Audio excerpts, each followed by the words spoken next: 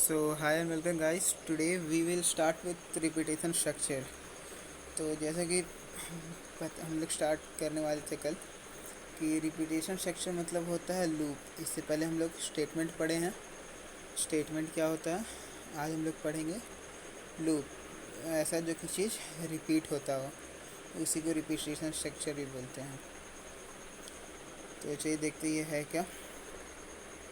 In real life you often do something repeatedly. For example consider task such as.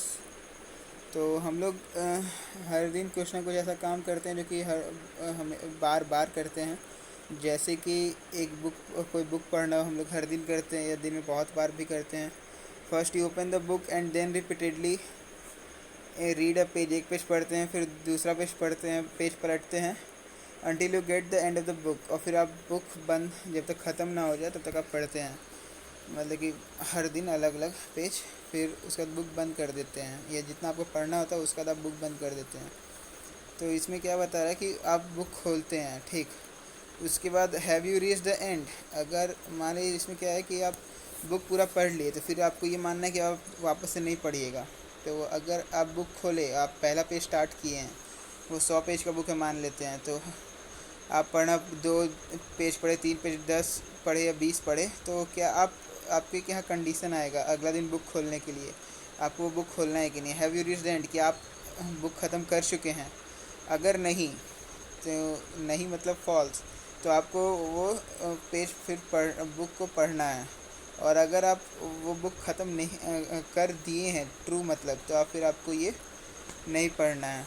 तो यही आपका हर दिन repeat होगा। मान लिया आप 2-2 पेज हर दिन पढ़ रहे हैं, तो आप 50 दिन तक आपको ये फॉल्स आएगा स्टेटमेंट। तो आप 50 दिन वो बुक पढ़िएगा बार बार बार बार बार बार बार बार, और फिर जैसे 50 दिन ख़त्म हो जाएगा तो फिर आपका ये ट्रू हो जाएगा और फिर आप इस पे चल जाइएगा।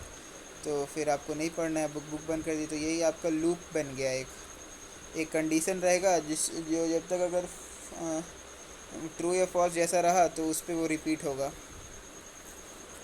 Similarly, when writing programs, you might need to perform the same sequence of statements repeatedly until some condition is met.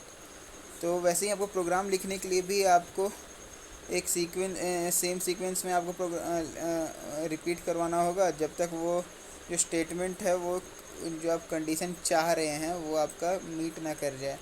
तो फिर the ability of a computer to perform the same set of actions again again again is called looping. बार बार उसी चीज़ को perform करना condition को देखते हुए, इसको लूपिंग बोलते हैं। तो और फिर the sequence of statement that is repeated again and again is called the body.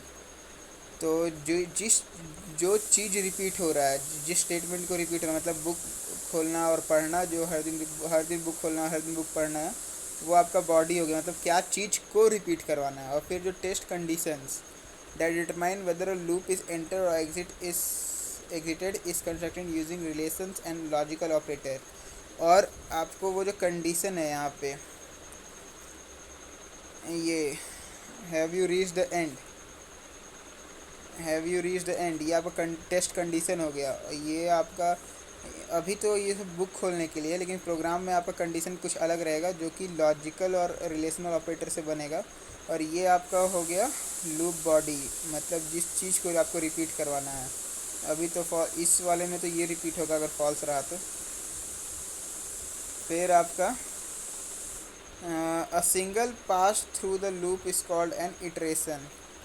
अगर सिंगल पास रहेगा, एक बार में पास हो जाता है लूप, तो वो आपका इटरेशन हो गया। For example a loop that repeats the execution of the body 3 times goes through 3 iterations।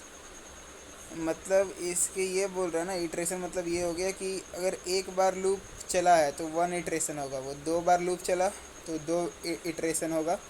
जैसे कि इसमें अगर हम लोग मान लेते हैं कि ये 100 पेज का बुक है और हर दिन 2-2 पेज पढ़ रहे, तो हम लोग को 50 दिन लगेगा उस हिसाब से। तो इसमें ये 50 बार ये लूप घूमेगा, या 49 ऐसे ही कुछ 50 या 49 बार ये लूप घूमेगा। तो इसमें 49 या 50 इटरेशंस हुआ इसमें।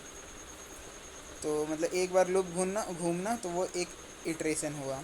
फिर यहाँ Java provides 3 statements, the while statement, the do while statement and the for statement for looping. तो ये आपका हो गया। लूप 3 टाइप का होता है। इससे पहले आप इफ़ एल्स पढ़े थे और स्विच स्टेटमेंट पढ़े थे। आप वाइल स्टेटमेंट पढ़िएगा, डू वाइल पढ़िएगा और फिर फॉर लूप पढ़िएगा, फॉर स्टेटमेंट।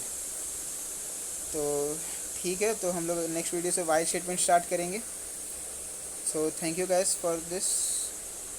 Bye bye.